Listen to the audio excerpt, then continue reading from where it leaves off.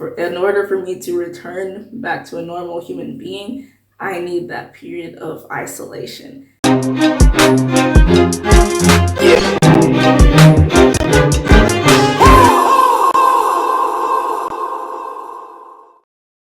Hey guys, awkjellybean here. So today I'm going to be doing a video on social anxiety and just being socially awkward in general. And I have made an introverted video when I first started out this channel, but I just wanted to clarify that being introverted and being socially anxious are two different things. Introverted just means you like to keep to yourself and in your own space. Social anxiety is like when you have anxiety in social interactions and situations. And also like it affects your health, like your physical and mental well-being. Like you get symptoms with social anxiety. It's not just regular like, shyness or nervousness, although those are usually like an effect of it. And then there's also like antisocial, which I have been mistaken for in the past, and I have had antisocial tendencies before, but like I'm not like that anymore, I don't think. But yeah, so social anxiety, as I said, there's usually symptoms. Maybe you're feeling nauseous, dizzy, got diarrhea, shortness of breath. Like that's how you feel in these social interactions that cause you so much anxiety. So I'm just gonna tell you like when I think mine started compared to like where I am now in my social anxiety journey. So I believe that it started really for me like late middle school. I never liked being the center of attention. That just made me feel like uncomfortable. I don't like a lot of people looking at me because I'm just like, what do you want? Like, is there something on my face or something? Like, even if it's a positive center of attention, it's just too overwhelming for me. So I used to, I don't want to say like not really care about my appearance, but I like to keep things pretty, basic, not too flashy. So I would always wear a jacket zipping all the way up. I never showed whatever shirt I was wearing that day. A lot of girls were starting, to come into their style. They'd wear hoop earrings and lip gloss. I didn't start wearing lip gloss literally until the past 2 years, because I feel too pretty when I wear lip gloss. I know that sounds ridiculous, and to some people it might sound full of myself, but that's not what I mean. It's just that lip gloss looks very appealing, and I don't want to be drawing attention to myself, regardless of what type of attention it is. And then along with the whole clothes thing, when I was in the cafeteria, I hated eating in there because I felt like someone was always looking at me, so I would constantly wipe my mouth because I didn't want to be seen in a not proper way. So just in case there was any crumbs, which there usually wasn't because I was wiping like 10 times a second. Like I just didn't want anyone to look at me and be like, oh, look at her, like she doesn't know how to eat regular food, like she's so messy and stuff. Like that's what goes through my mind. I'm always overthinking, and sometimes I would like, eat with my hand covered like this because I didn't want people to see me chewing and stuff. And low-key, I'm still like that. I don't like eating in front of people because how I eat at home is much different than in public. At home, I'm chowing down. My family knows it. But in front of people, I'll eat really slow so that I don't get anything messy and stuff. And then also like when there was like indoor recess, most people went to the gym and like played sports and stuff, but I always chose to go to the library because it was much more quieter and I didn't feel stressed in front of like all these people. When there's too many people in one area, I feel very overwhelmed. So I was not really a fan of indoor recess. And also I used to get hit a lot by like basketballs, which is another reason I hated indoor recess. But in the library, like I could read, keep to myself, no one was talking to me, like it was very calming and like soothing to my mind and soul. So that's how early or late middle school was. So now on to high school. So when I got to high school, that's when I started getting these symptoms of social anxiety. So I would feel nauseous and needed to use the restroom a lot before school every day in the mornings. And I would just be very sweaty and I would just keep my head down a lot. I had friends and stuff, of course, but I was really still to myself. I didn't like to say too much because it's like when you're hitting like your teenage years, you're more prone to caring about what other people are thinking and saying to you. Like, it's a very tender age range. So in gym class especially, like, I've always hated gym because I suck at sports, but it wasn't like a bad sportsmanship type of thing. It was because since I knew I wasn't good at sports, I knew that people were judging me during gym class. And some people didn't even make it, a secret that they know that I suck. So I'm always constantly worried about like how they're viewing me. And I was also worried about like, I hope my hair isn't too frizzy, because back then I hated my hair. And I was like, I hope, nothing awkward is jiggling like when I'm running and stuff. And I just was weird about my body. I was awkward about my body. So gym class was like a nightmare basically. And there was this one day where we had to do layups. We were practicing basketball. We were learning about basketball. And I was the last person to be doing the layups. So we had to do a layup with our right hand and a layup with our left hand. I could do it with the right hand just fine. It was the left hand that was difficult because it's my non-dominant hand, obviously. So the teacher was like, we're just gonna stand here and wait for you to get this layup.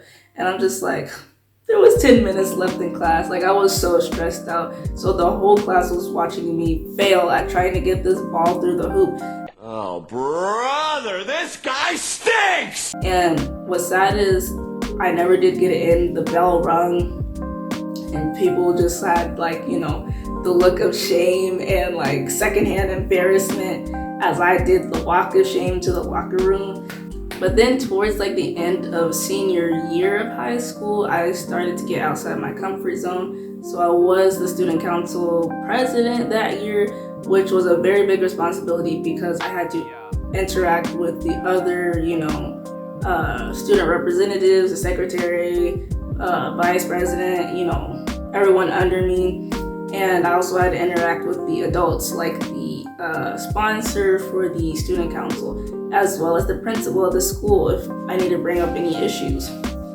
And I was actually, at first it was a little scary, but I got the hang of it. Our school was pretty small, so I knew most of everyone anyways. But there was this one thing that really put me to the test. So student council was in charge of doing the announcements. I had never done the announcements by myself. I know when I was in elementary and middle school, they would call people, like random people, to go do the announcements. And now that I look back, I realized that they called kids that talked a lot or that were very outgoing to do the announcements because they enjoy talking. So the first time that I did the announcements, the page that I had to read was so long. And I know for some people, if they're not looking at people, they're not, too stressed about, talking, because they're not talking to people in front of people. They're talking to people through an intercom. So that's how I thought it was going to be. I thought it was going to be, chilling. So I started reading it. Mind you, I said it was a very long page of announcements that I had to read. So I was like, good morning, Sentinels, because that's what we were, Sentinels. And I think 1/4 down the page, all of a sudden my throat was getting dry. Like, I'm talking SpongeBob and Sandy's tree dome dry. Like, as I kept reading, it got worse. Like, it's almost I was choking on air. I was choking on my own words. And I knew I sounded bad. And once I got to my first class, people were just looking at me like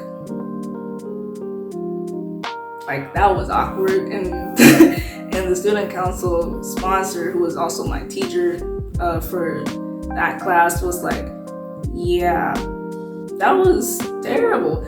Like, we could hear your voice shaking. And I was like, oh my gosh.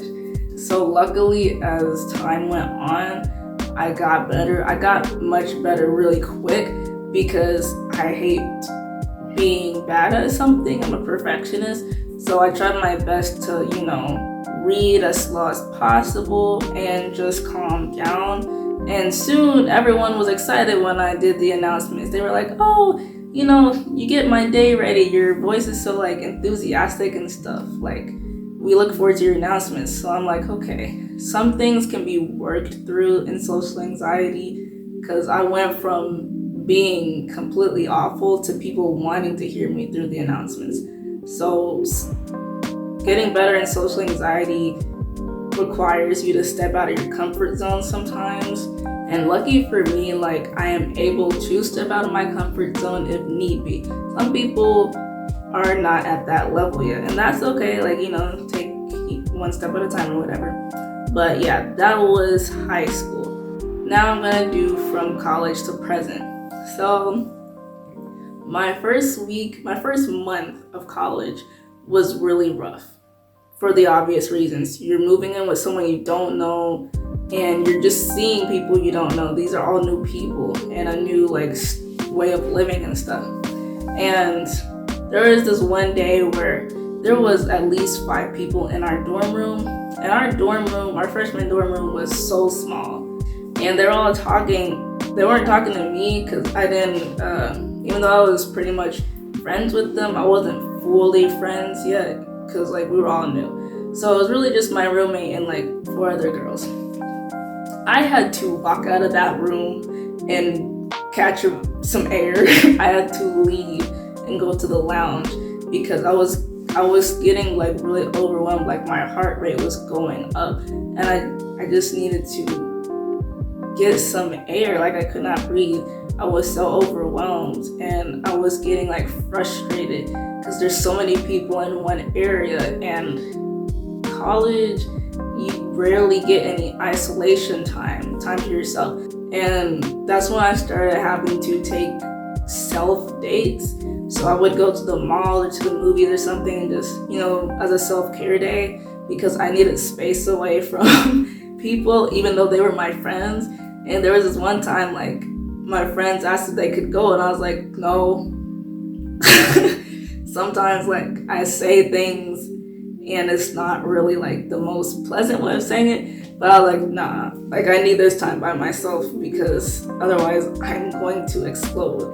And I do not want to explode. So one of them was a little hurt or whatever, but I was just like, it is what it is.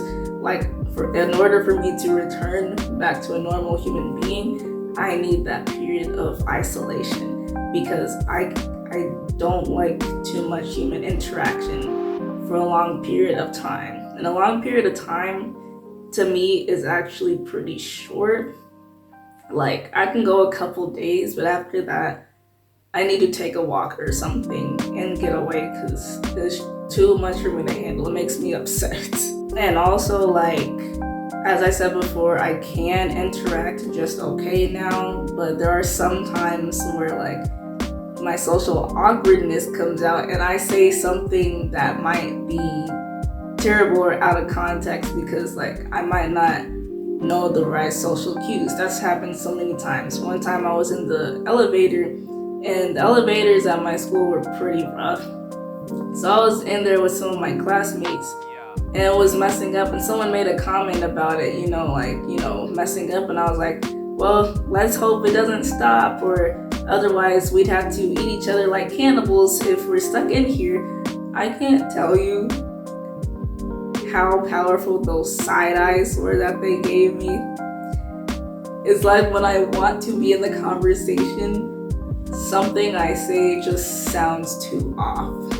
And also, I still do get nervous or nauseous and sweaty and stuff when I have to interact. And I still rehearse what I want to talk about or need to say to someone before I say it to them. And not verbally rehearse, but I'll write it down in my notes first. Because if I don't write something down, I will start rambling off, because I'm just not that good at freely talking. I know that I'm not the type of person who's ever going to really large gatherings, and even though I can interact decently with other people, it's still not something I would willingly choose to do. And what's funny is in some situations I have no social anxiety whatsoever if it's something that I want to do or something that I have to do, usually like within academics. Like giving presentations is no problem for me because I know I need the grade. Like I've never been the type of person who is like terrified to give a presentation to the point that I'm asking a teacher if I have to give it. Like I know I have to give it if I want a grade. Like when it comes to school, like there's just some things that I have to set aside my anxiety or at least deal with it properly. So in some situations that you would think that a socially anxious person wouldn't do, I would do it. But yeah, so that's my talk on being socially anxious and awkward. And I hope you guys enjoyed this video. And if you're also the same as me or just want to talk about your experiences in the comments, feel free. And feel free to subscribe. But anyways, have an awesome day.